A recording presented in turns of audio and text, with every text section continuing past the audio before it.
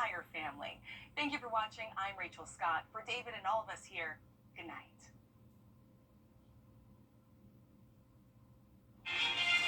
Right now on News Channel 6 at 7, guilty plea. A Thompson man accused of shooting and killing his wife enters a guilty plea. We'll take you to today's court hearing. Plaza Augusta is again opening the door to development, a prime downtown piece of real estate. What is next for the Depot property? Coming up. And Democratic Party leaders are considering changing the primary calendar. Why South Carolina's spot is the first to stop on the presidential primary for Democrats is in jeopardy. As your News at 7 starts now. Live from Television Park, this is WJBF News Channel 6 at 7. Good evening, everyone. I'm Dee Griffin. Thanks so much for joining us. Coverage you can count on begins in McDuffie County, where a Thompson man is charged in the 2000. Time now for our first check of our forecast with Chief Meteorologist Jenna Petranti joining us now, and the clouds are out there today. Yeah, it's pretty cloudy, but it is dry for now. You can see here on Live Viper 6 that we're not seeing any rain in the CSRA, but we do have some isolated showers just to the south of us and more widespread rain back to the west. Our Terry Lambert Hyundai Skyview cam showing the dense cloud cover right now over at Augusta Regional Airport.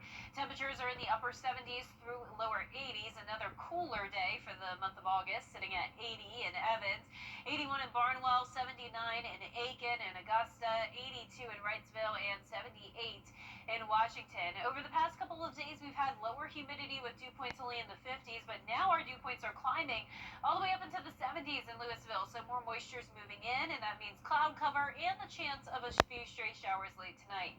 Winds are super calm, though, only up to around 3 miles per hour at the highest, and for the rest of our Thursday evening, we'll get down to 70 by 10 p.m., upper 60s by 11. Looking ahead, we can't rule out a stray shower Friday evening as well, but the higher chance of rain comes into the picture on Saturday. And I'll have a look at your futurecast for Labor Day weekend coming up shortly, but back to you, Dee. All right, thanks so much. We'll see you in a few minutes. After 5 years, it looks as if there is interest in a prime piece of downtown Augusta real estate. Back in 2020, the Depot property was supposed to be the site for a $94 million mixed-use development, but the builders walked away after negotiations with the city broke down. This week, commissioners approved allowing access to the property, allowing any potential developer to come on site to conduct testing. So this now gives us the ability to give someone access to do any testing as they evaluate future projects. Do we have somebody on the way to do the test? Obviously, you know that. We do have someone interested in the site, and this is that first step. How do they evaluate the site? Does it work for their project? And then how do we move that project forward?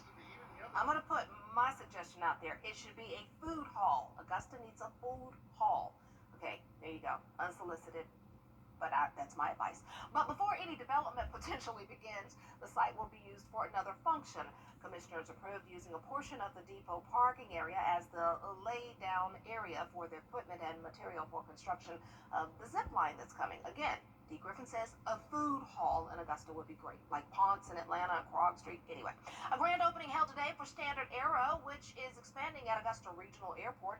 It's for the expansion of a new hangar and customer support facility. Standard Aero's current hangar is designed to handle smaller aircraft. The new one is more than 80,000 square feet, allowing for bigger aircraft. A new customer support facility also means they'll be hiring. You know, today's an important day not only for Augusta, but to signify the continued growth of Standard Aero as a worldwide aerospace company. And I think it's very significant that we continue to invest here in Augusta, at the Augusta Airport. It shows the confidence that we have in the aerospace industry and in the growth of our workforce here in Augusta. With the new investments, the company plans on servicing Augusta for 50 more years. Excellent. Well, South Carolina's spot as the first stop on the Democratic presidential primary is in jeopardy. The DNC will start debating the calendar in the next few months and will continue discussions through next year. Well, Saturday's Powerball jackpot will be $950 million, and it's now easier to play in South Carolina. The Education Lottery started allowing you to buy tickets with a debit card on July 1st. We're told about 2,000 retailers take debit cards. That's about half of the state's lottery retailers. Some people tell us this makes playing the games more accessible. Others believe it could end badly. I feel like it can damage families because so many people have shopping addictions, and that's because you can't swipe the card. Now we're adding that swipe the card part to lottery, and I feel like it's going to be detrimental to a lot of families and a lot of people in general. We're told it's up to each retailer to decide whether to allow ticket sales with debit cards. Lottery officials say sales are up by more than 4% since the change was made. Well, state and local law enforcement agencies are coming together with the goal of getting impaired drivers off the roads. Officials say Georgia is currently at 800 deaths, which is down 17% from last year. State law says you cannot operate a motor vehicle with a blood alcohol concentration level of 0.08 or higher. Well, this week, agencies in Georgia, Alabama, Florida, South Carolina, and Tennessee are conducting sobriety road checks. Coming up, investigators are working to learn more about the deadly shooting at a Catholic school in Minnesota, how the White House is reacting next. Hey there, Georgia. I'm John Crow with your Gas Recast. Still mostly dry tomorrow, but then a chance of rain on Saturday. Then we'll have cooler temperatures as we go into next week with drier days ahead. I'll have your full Vapor 6 forecast after this break.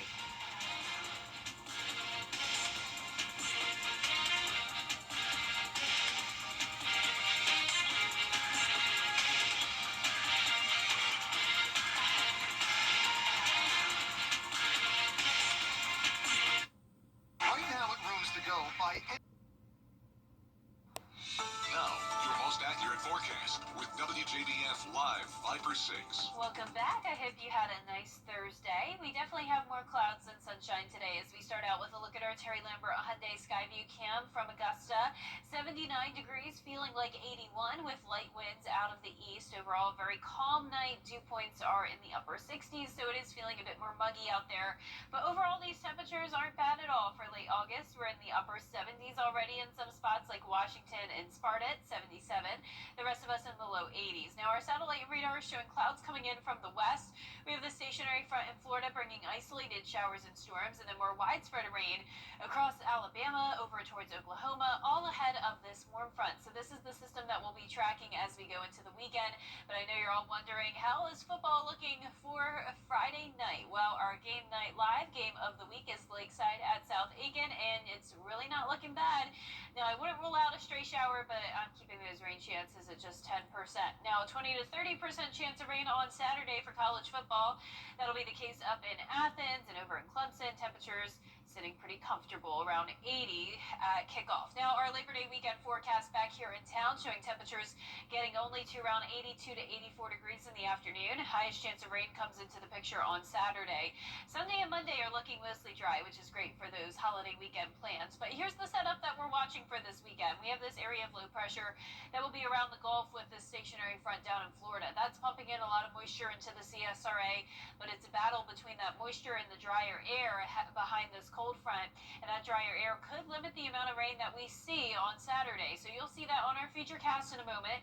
In the meantime, tonight we're going to stay dry until we get to around 11 o'clock to midnight. A few stray light showers will be possible, but by the time you're headed out the door tomorrow morning, just some cloud cover and fog. But those skies begin to clear, and we'll have a decent amount of sunshine as we go into the afternoon. Now, like I mentioned, I'm not going to say it's going to be completely dry for those football games on Friday night. See, by 10 o'clock, isolated showers will be possible, so there's a chance that you may run into some rain, but it's not looking bad at all. Now, on Saturday, a different story, as we will have that higher chance of rain, mostly in our southwestern counties, though. That's where we'd have the higher likelihood of seeing heavier downpours that could lead to minor flooding and some isolated lightning strikes and some thunder. You can see those rainfall totals could get up to around half an inch to 3/4 of an inch in those counties, but that drier air will be hard to overcome, and that will keep most places pretty dry on Saturday. But of course, this forecast could still change as that area of low pressure could move a little bit, either increasing our rain chances or decreasing them. But just keep the rain gear handy on Saturday and know that things will be mostly dry on Sunday and Labor Day. But our lows tonight will be in the low to mid 60s. Highs tomorrow will be in the mid to upper 80s, so it will be a little bit warmer tomorrow. After that, though, we're back down to 82 on Saturday. Low to mid 80s continue into next week as we head into the new month, and those rain chances go down to just 20% from this Sunday all the way to next Sunday. No complaints from me. Yeah, loving the 80s, Steve. Loving the 80s. Great decade, as I always say, but even better weather. Yep. Thanks so much. Coming up, 20 years after Hurricane Katrina hit parts of the Gulf Coast, we'll take a look back at some of the communities impacted by the storm. First time ever popular summer activity, especially for kids. Teach them to swim while they are young by taking advantage of swim lessons at the Family Y. Only allow children to swim in designated areas supervised by lifeguards, and parents should never leave kids unattended near water. One simple way to be safe is to have children or inexperienced swimmers wear Coast Guard approved life jackets around water. Establish firm water rules for your family and help make the summer a fun but safe one. Put children first. WJBF and our partners continue to champion local families through our Children First campaign. Together, we hope to strengthen our community by uplifting children across the CSRA. To learn more, visit WJBF.com/Children First. Get clear, accurate stories that don't waste your time at WJBF.com. The WJBF Live Viper 6 Skyview Network is sponsored by Terry Lambert Hyundai. Low prices, big selection, and committed to quality customer service. It's been 20 years since Hurricane Katrina left behind a path of death and destruction. Now Robin Roberts is returning to the Gulf Coast, where she found inspiring stories of resilience as well as some powerful updates on communities still rebuilding. Here's Jacqueline Lee with a look at some of Robin's visit to New Orleans and her hometown of Pastor Christian.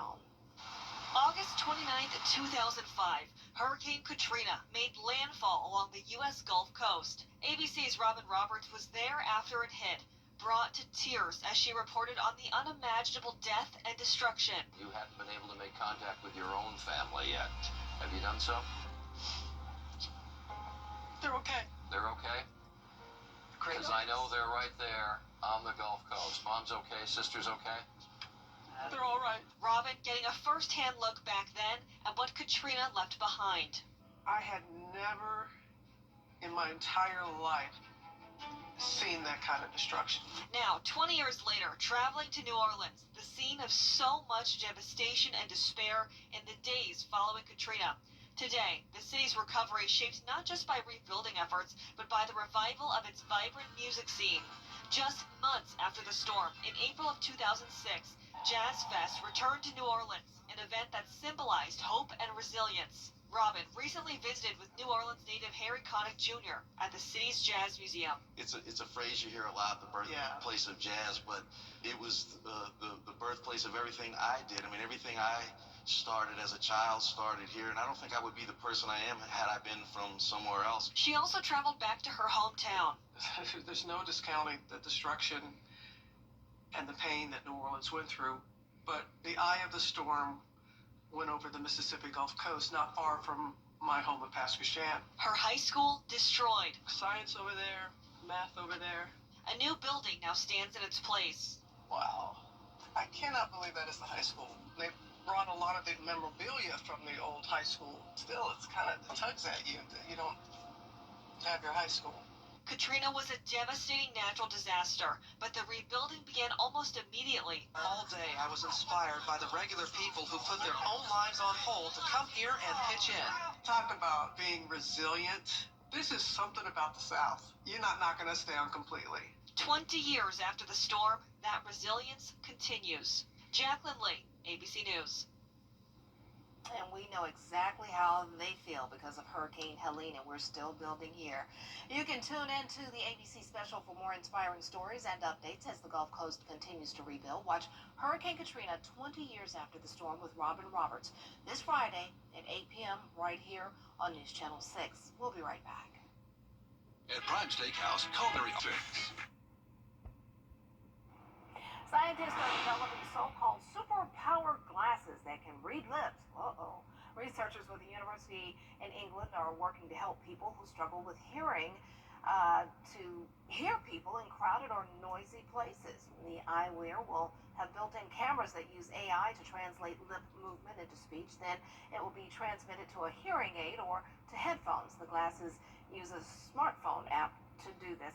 Okay, let's keep it for that use only. I can see now that they'll probably come up with those glasses that, you know, you can do the video through them. Yeah. We're not going to say names on air. And then they can start having you read lips. That's going to be causing problems. Yeah, definitely is good for some groups of Yes, people, but keep it there. yeah, scary that they can do that. Very. I mean, it's just a matter of time until they can read our minds, like what we're thinking without even saying it.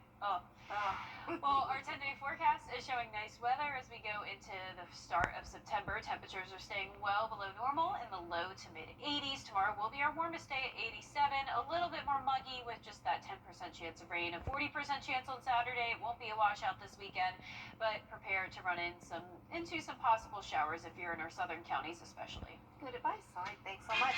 That's our time for now. Thanks so much for joining us. Entertainment Tonight is next. Have a great evening.